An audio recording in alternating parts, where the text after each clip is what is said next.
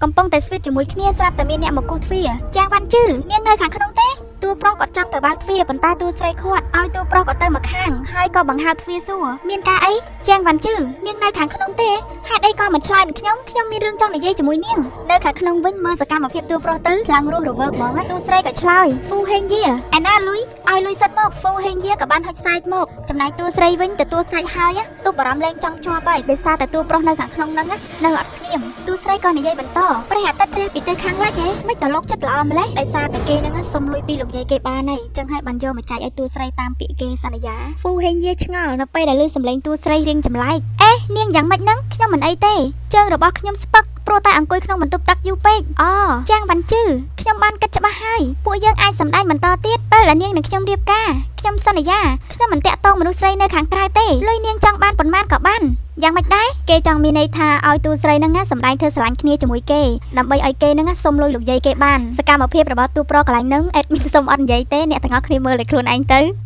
ៅតួស្រីគាត់ទ្រាំលេងបានគាត់ក៏ធាក់តួប្រុសមួយជើងហើយក៏លឺសំឡេងទៅដល់ហ្វូហេងយាសំឡេងអីហ្នឹងគ្មានអីទេលោកស្ដាប់ច្រឡំហើយចាងវ៉ាន់ជឺហេតុអីបានជានាងមិនជឿខ្ញុំបើខ្ញុំមិនស្រឡាញ់នាងមែនខ្ញុំមិនទាំងអាចភ្ជាប់ពាក្យជាមួយនាងទៅមកពីនាងប្រងើយកន្តើយនឹងខ្ញុំបានជាខ្ញុំទៅរកស្រីនៅខាងក្រៅមើលទៅទឹកមុខតួប្រុសទៅអង្គុយស្ដាប់គេសារភាពស្នេហ៍តួស្រីក៏តបហ្វូហេងយាពាក្យផ្ដេសផ្ដាទាំងអស់នេះលោកតុកនិយាយឲ្យស្រីផ្សេងស្ដាប់ទៅនិយាយរួចក៏ទាញទ្វារបាត់ហ្វូហេងយាខឹងហើយក៏ស្រែកមកពីខាងក្រៅចាងវ៉ាន់ជឺខ្ញុំប្រាប់នាងនៅលើโลกនេះមនុស្សស្រីដែលហ្វូហេងយាខ្ញុំយកមិនបានអ្នកណាក៏យកមិនបានដែរនាងបានភ្ជាប់ពាក្យជាមួយខ្ញុំហើយគុំគិតចង់ចាក់ចេញពីខ្ញុំឲ្យសោះនិយាយរួចក៏ដើរចេញទៅទាំងកំហឹងងាកមកមើលនៅក្នុងបន្ទប់វិញតួប្រុសបាននិយាយ Baby អូនពិតជាខុសខើដាក់បងណាប៉ុន្តែបងចូលចិត្តខុសខើមិនអ្នកទាំងអស់គ្នាគិតមើលពីសកម្មភាពមុននឹងទៅដឹងហើយតួស្រីបានតបទៅវិញថាលោកក៏គួរទៅវិញដែរនិយាយរួចក៏ងើបដើរកន្លងតួប្រុសហើយក៏ចូលទៅក្នុងបន្ទប់ទឹកតួប្រុសក៏ដើរទៅតាមលោកឈួតទេហេតុអីបានជាមិនទាន់ទៅទៀតអំបញ្ញមិញខ្ញុំនៅលើឥដ្ឋធ្វើឲ្យប្រឡាក់សម្លៀកបំពាក់បើចេញទៅទាំងបែបនេះមានអ្នកឃើញគេប្រកាសជាដឹងតួស្រីបានយកសាច់ដែលហ្វូហេងយាឲ្យហ្នឹងយកទៅដាក់ចូលក្នុងមាត់តួប្រុសសងលោកវិញយកលុយប្រុសផ្សេងមកសងខ្ញុំមិនគួរឲ្យចាប់អារម្មណ៍សោះតួស្រីបានងាកចេញតួប្រុសគាត់ឃើញមានឱកាសល្អគាត់ក៏យកទូរស័ព្ទរបស់តួស្រីហ្នឹងទៅឆែកឲ្យខ្ញុំវិញពិតជាថ្ងៃកំណើតរបស់ខ្ញុំមែនខ្ញុំមើលសិននៅតែមានរូបថតរបស់ពួកយើងតួប្រុសគាត់សប្បាយចិត្តខ្លាំងណាស់ហើយគាត់កាន់តែច្បាស់ថាតួស្រីនៅតែស្រឡាញ់គាត់ពួក passport ទូរស័ព្ទរបស់តួស្រីហ្នឹងដាក់ថ្ងៃកំណើតរបស់គាត់ហើយរូបថតរបស់គាត់ទាំងពីរពីមុនក៏តួស្រីអត់បានលុបដែរស្វិតជាមួយគ្នាបានតែបន្តិចតួស្រីក៏និយាយកុំភ្លេចថានៅទីនេះគឺជាផ្ទះរបស់តកូលហ្វូដល់រាប់ណាខ្ញុំមិនទាន់បានផ្ដាច់ពាក្យខ្ញុំនឹងលោកនៅតែជាពូនឹងក្មួយថ្លៃតាមពិតទៅក្រោយពេលដែលញ៉ាំអាហារជុំគ្នាហើយពួកគេអាចបានត្រឡប់ទៅវិញទេនៅគេងក្នុងផ្ទះគ្រួសារតកូលហ្វូទាំងអស់គ្នាតួប្រុសក៏តបអូនកុំបារម្ភបងនឹងធ្វើឲ្យហ្វូហេងយាបង្កើតកំហុសដើម្បីផ្ដាច់ពាក្យហើយមិនប៉ះពាល់ដល់កេរ្តិ៍ឈ្មោះរបស់អូនទេពេលចេញមកក្រៅវិញគាត់ក៏បានទូរស័ព្ទទៅជំនួយការរបស់គាត់ឲ្យតាមដានហ្វូហេងយាក្រោយពីបិទទូរស័ព្ទគាត់ក៏បានគិតនៅក្នុងចិត្តជឺឈ្មោះជាគូដណ្ដឹងរបស់អូនត្រូវតែជាបងថ្ងៃបន្ទាប់មានមនុស្សម្នាក់បានទូរស័ព្ទមករកតួប្រុសអាឡូបងឈិនថ្ងៃនេះជាខួបកំណើតរបស់ខ្ញុំចង់ខ្ចីវេលារបស់បងដើម្បីធ្វើពិធីជប់លៀងនិងសារភាពស្នេហ៍បងគិតយ៉ាងម៉េចមិនអីទេអរគុណច្រើនបងឈិនខានជួបគ្នាយូរហើយបងចង់មកចូលរួមដែរទេចាំងវ៉ាន់ជឺទៅទេមិនដឹងទេពិធីជប់លៀងបែបនេះសុទ្ធតែជាមិត្តកាលនៅវិទ្យាល័យវាអាស្រ័យលើអារម្មណ៍របស់បងប៉ុន្តែខ្ញុំបានសួរមិត្តរបស់នាងរួចហើយនាងប្រកាសជាមកអំឡុងពេលហ្នឹងតួស្រីក៏បាននិយាយទូរស័ព្ទជាមួយស៊ីស៊ីដែរជឺខួបកំណើតរបស់ស៊ីងឈីនៅយប់នេះឯងត្រូវតែមកតួប្រុសនៅពេលដែលកលិចឃើញតួស្រីគាត់ក៏ដាក់ទូរស័ព្ទចុះអត់បានស្ដាប់ស៊ីងឈីនិយាយចប់ទេតាមពិតអ្នកដែលគេចង់សារភាពយប់ហ្នឹងគឺជាតួស្រីយើងហ្នឹងហើយតួស្រីក៏បានប្រាប់ស៊ីស៊ីវិញថាគាត់យល់ព្រមទៅដាក់ទូរស័ព្ទចុះគាត់ក៏ឃើញតួប្រុសដែរប៉ុន្តែគាត់ធ្វើដើរហួសហើយតួប្រុសក៏ដើរទៅតាមនាងចង់ទៅណាទៅក្រុមហ៊ុនផ្លូវទៅជាមួយគ្នាខ្ញុំចង់ទៅដែរលោកចៅខ្ញុំមិនស័ក្តិសមទៅជាមួយលោកទេតួស្រីក៏អត់ចង់ទៅជាមួយដោយសារខ្លាចគេដឹងពីទំនាក់ទំនងរបស់ពួកគាត់តួប្រុសបានតបថាហេតុអីបានជាព្យាយាមគេចមុខពីពូថ្លៃកុំធ្វើដូចជាថ្នាំញៀននាងញៀនខ្ញុំឮពាក្យមួយម៉ាត់នឹងហើយមិនដឹងតបថាម៉េចទេក៏ទៅជាមួយហ្មងទៅរៀបចុះពីលើឡានតួប្រុសក៏សួរជប់នេះទំនេរទេយ៉ាងម៉េចលោកចង់ធ្វើអីក្នុងកាយភ្នែករបស់នាងខ្ញុំជាមនុស្សបែបហ្នឹងតួស្រីក៏ងក់ក្បាលរួចក៏គិតក្នុងចិត្តមនុស្សប្រុសបានដែ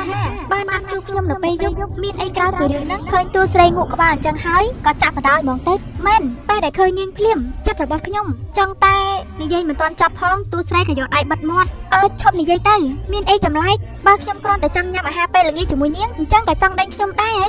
ខ្ញុំស្មានថាយ៉ាងម៉េចទូស្រីបានយកដៃទៅវាមុខទូប្រុសហើយក៏និយាយគិតមួយទៅនិយាយរួចហើយក៏ដោះខ្សែក្រវ៉ាត់ចេញទៅទូប្រុសក៏គាត់និយាយម្នាក់ឯងនៅក្នុងឡានបើពិតមែនមានអីគួរឲ្យខ្មាស់អៀនអាយ៉ាខូចណាស់ដែរហ្នឹងណាណាត់ជួបគេពេលយប់មិនត្រឹមតែចង់ញ៉ាំបាយទេប្រហែលមកពីនឹកពេកព្រោះខានជួបគ្នា3ឆ្នាំហើយដល់កន្លែងធ្វើការទូស្រីក៏ចាប់ផ្ដើមប្រជុំតាំងពីពេលព្រឹករហូតដល់ល្ងាចប្រជុំចប់គ្រប់គ្នាក៏បានដើរចេញប៉ុន្តែមានមនុស្សម្នាក់បានដើរចូលមកអត់ទោះតែខ្ញុំមកយឺតសត្រូវស្នេហារបស់ទូស្រីម្នាក់នេះមិនធម្មតាទេជំនួយការទូស្រីក៏បានមកសឹកប្រាប់បងជឺនាងគឺជាយ៉ានរូ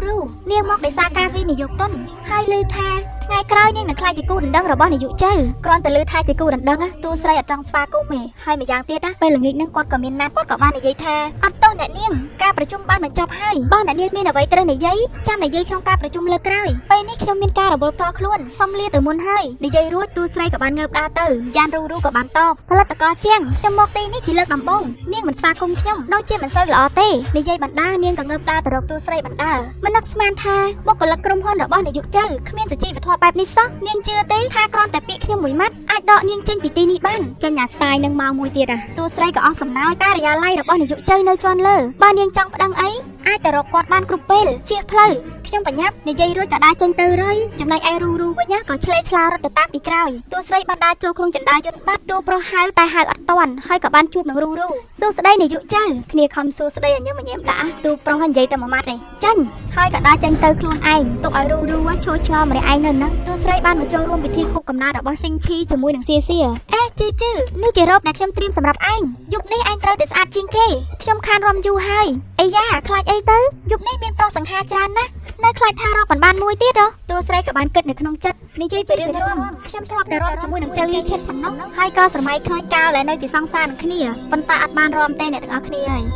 នៅចិត្តគ្នាពេកអត់មានអារម្មណ៍រំមានតែអារម្មណ៍ចង់ថើបជឺថើបបងហើយអូនត្រូវតែទទួលខុសត្រូវយីថើបគេមុនសោះហ្នឹងឲ្យគេទទួលខុសត្រូវអីណាស៊ីខ្សែលើហ្មងណាទូស្រីក៏បាននិយាយក្នុងចិត្តម្នាក់ឯងគាត់គឺជាបរិសុទ្ធដ៏កក់ក្ដៅម្នាក់ប៉ុន្តែឆាប់នេះគាត់មានគូដណ្ដឹងហើយចាំបានជឿរងចាំដល់អ្វីត្រូវបានបញ្ចប់ឯងគួរតែរក្សាគម្លាតពីគាត់អារម្មណ៍ដែលរំភើបព្រីករាយក៏រលាយបាត់នៅពេលដែលគិតដល់រឿងដែលគេចិត្តមានគូដណ្ដឹងជឿឯងកំពុងគិតអីគ្មានអីទេតោះពួកយើងចូលទៅម្នាក់នេះគាត់មានឈ្មោះថាជាងស៊ីងឈីគាត់ជាតារាចម្រៀងជឿរីករាយថ្ងៃកំណើតបាទអរគុណជូនពរឲ្យលោកជោគជ័យក្នុងការប្រគំតន្ត្រីនេះជាអំណោយសម្រាប់លោកអរគុណជឿគ្រាន់តែការចូលរួមរបស់នាងគឺជាអំណោយដ៏ធំបំផុតសម្រាប់ខ្ញុំហើយត្រូវហើយស៊ីងឈីខ្ញុំមានរឿងមួយត្រៀមនឹងចាប់ផ្ដើមថតខ្ញុំសង្ឃឹមថាលោកអាចចូលរួមក្នុងការបញ្ចប់បទចម្រៀងនិងសកម្មភាពមួយចំនួនលោកយល់ព្រមទេប្រកាសជាបានវាជាកិត្តិយសរបស់ខ្ញុំដែលបានផលិតករជាងអញ្ជើញខ្ញុំសប្បាយចិត្តណាស់គោលបំណងរបស់ទូស្រីដែលមកចូលរួមក្នុងកម្មវិធីយប់ហ្នឹងគឺដើម្បីអញ្ជើញស៊ីងឈីទៅចូលរួមក្នុងការថតរឿងរបស់គាត់ហើយគាត់មិននឹកស្មានថាស៊ីងឈីយល់ព្រមលឿនអញ្ចឹងសោះព្រោះអីគាត់ដឹងថាស៊ីងឈីហ្នឹងរវល់ច្រើនទោះបីជាក្រុមហ៊ុនខ្នាតយក្សធំក៏មិនងាយអញ្ជើញគាត់បានដែរទូស្រីក៏និយាយបន្តផាត់ការលំអិតខ្ញុំនឹងផ្ញើឲ្យលោកនៅពេលក្រោយចាំតាក់ទងគ្នាពេលក្រោយនិយាយរួចសៀក៏បបួលទូស្រីចូលទៅក្នុងស៊ីងឈីបានគិតនៅក្នុងចិត្តជឿខ្ញុំនឹងសារភាពពីចិត្តរបស់ខ្ញុំចំពោះនាងនៅយប់នេះសប្បាយចិត្តសិនទៅចាំមើលតែតិចទៀតទូប្រុសដឹងណាមុននឹងជំនួយការរបស់ទូប្រុសគាត់បានឃើញហើយគាត់ក៏ទៅប្រាប់អាឡូបងឈិនបងដឹងទេក្នុងពិធីជប់លៀងរបស់ស៊ីងឈីខ្ញុំបានជួបអ្នកណាគឺវ៉ាន់ជឺជាងវ៉ាន់ជឺពេលនេះនាងនៅឯណាគឺនៅក្នុងវិឡារបស់បងក្រែងបងឲ្យស៊ីងឈីខ្ចីរៀបចំពិធីជប់លៀងទៅខ្ញុំមកពិនិត្យមើលមិននឹកស្មានថាមនុស្សស្រីដែលស៊ីងឈីចង់សារភាពនៅយប់នេះគឺជាវ៉ាន់ជឺសោះគ្រាន់តែឮថាជាតួស្រីទម្លាក់ទូរស័ព្ទចុះហើយក៏គិតក្នុងចិត្តទាំងកំហឹងខ្ចីវិឡារបស់ខ្ញុំហើយសារភាពដាក់មនុស្សស្រីរបស់ខ្ញុំទៀតយ៉ាងស៊ីងឈីឯងកំពុងតែរកសេចក្តីស្លាប់ហើយក្តៅដូចបាយពុំអញ្ចឹងហ៊ានខ្លាំងណាស់ប៉ះរបស់អ្នកណាមិនប៉ះមកប៉ះចំរបស់ចៅលីឈិនត្រៀមតែខ្លួនទៅឯងងាកមកមើលក្នុងពិធីជប់លៀងវិញសៀក៏និយាយថា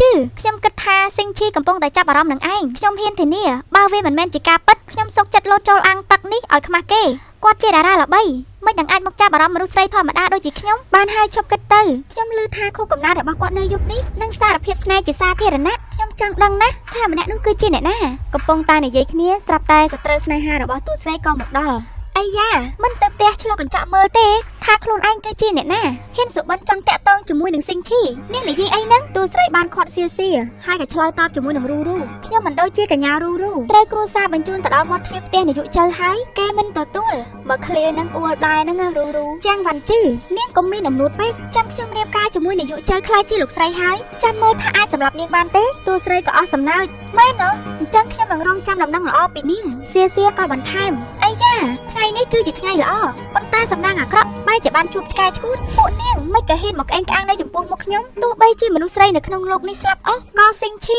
មិនស្រឡាញ់នាងដែរនិយាយរួចក៏បញ្ញាប់ដើរទៅយ៉ាងលឿនអត់ហ៊ាននៅទៀតទេខ្លាចអួលទៀតសៀសៀនិងតួស្រីក៏អស់សំណើចស្របពេលហ្នឹងម្ចាស់កម្មវិធីក៏ឡើងនិយាយអរគុណច្រើនអ្នកទាំងអស់គ្នាដែលបានចូលរួមក្នុងពិធីខួបកំណើតរបស់ខ្ញុំក្នុងឱកាសយប់នេះដែរខ្ញុំចង់សារភាពក្តីស្រឡាញ់របស់ខ្ញុំដែលបានលាក់ទុកអស់ជាច្រើនឆ្នាំទៅនារីម្នាក់គ្រប់គ្នាដែលនៅក្នុងកម្មវិធីហ្នឹងរំភើបជំនួសហើយស៊ីងឈីក៏និយាយបន្តនាងគឺ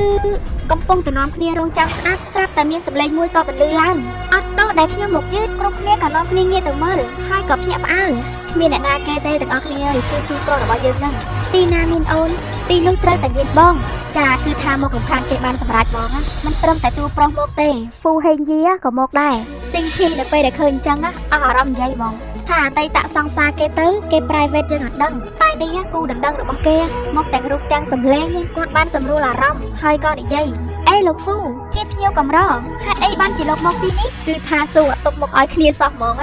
អត់បានអញ្ជើញផងមកដែរអាណាមិនសួរហ្វូហេងយាក៏ឆ្លើយយ៉ាងម៉េចមិនស្វាគមន៍ខ្ញុំទេសម្លាញ់អត់ទេលោកមកជាមួយបងឈិនវាជាកិត្តិយសរបស់ខ្ញុំណាសូមអញ្ជើញតាមសប្បាយតួស្រីបានងាកមកសួរតួប្រុសមិនក៏លោកមកឈរនៅទីនេះ baby នៅឲ្យស្ងៀមទៅឈរចិត្តខ្ញុំយ៉ាងនេះឲ្យខ្ញុំនៅស្ងៀមយ៉ាងម៉េចហើយអីទៅកុំបារម្ភគ្មានអ្នកណាដឹងពីទំនាក់ទំនងរបស់ពួកយើងទេពូតូចសូមគោរពខ្លួនឯងផងនាងពិតជាមិនដឹងថាគេកំពុងតែចង់ធ្វើអីទេ